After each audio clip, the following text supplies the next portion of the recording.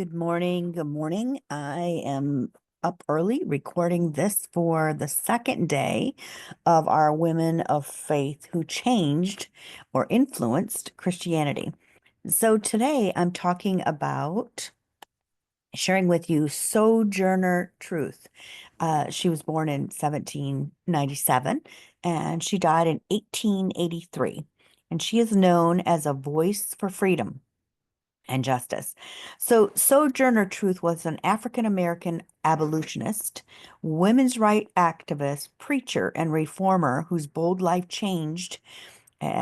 She had courage and conviction, and she left an indelible mark on American history. She was born into slavery. She rose to become one of the most powerful voices for justice in the 19th century. She was born Isabella Baumfree around 1797 in Ulster County, New York.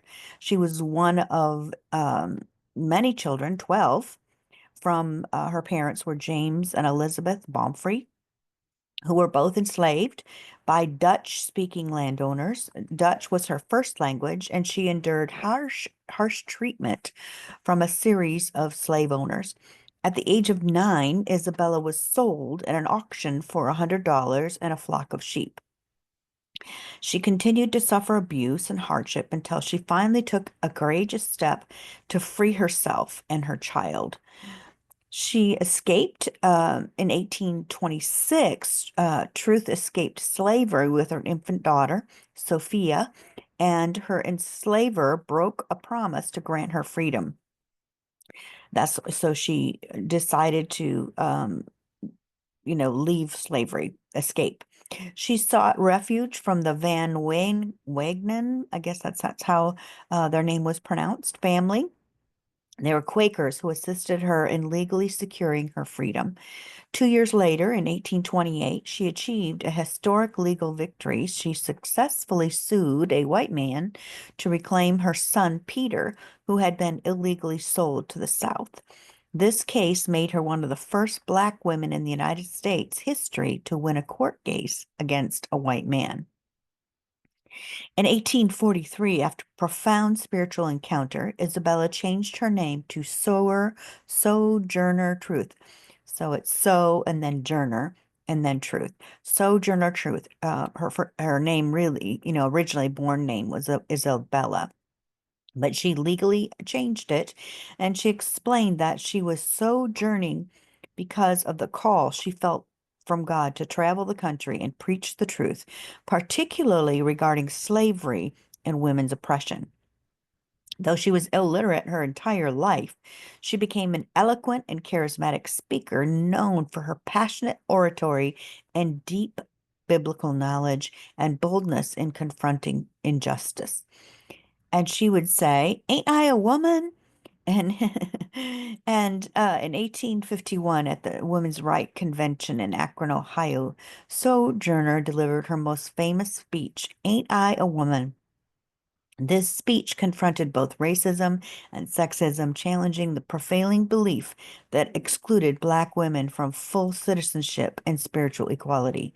Her rhetorical question, "Ain't I a woman?" echoed throughout history as a rallying cry for intersectional uh, justice. She became a trusted ally of Frederick Douglass and worked closely with the key abolitionists, the people who freed slaves. I can't say that word. I said it already today, but for some reason I can't. Abolitionists, there we go. And suffrage leaders, including William Lloyd Garrison and Elizabeth Cady Stanton. During the Civil War, Truth worked to recruit Black soldiers for the Union Army, an advocate for the fair treatment of Black soldiers and freed slaves. She later worked for the Freedom Bureau, lobbying for land grants and support for formerly enslaved families. Despite limited success with federal reform, her advocacy brought national attention to the plight of African Americans in the post-war era. Sojourner Truth died in on November 26 in 1883 in Battle Creek, Michigan, where she had spent her years speaking, advocating, and living in community. Her funeral was attended by large crowds, and she was buried in the Oak Hill Cemetery. Her legacy was honored through statues, school names, a commemorative United States postage stamp, induction into the National Women's Hall of Fame. Her work and um, her life and her work continued to inspire generations fighting for racial and gender equality. Though she could neither read nor write, Sojourner Truth and life moved mountains, and her courage to speak up in a time of oppression reminds us that one voice rooted in faith and justice can shape history. I was really very much moved when I learned about Sojourner Truth.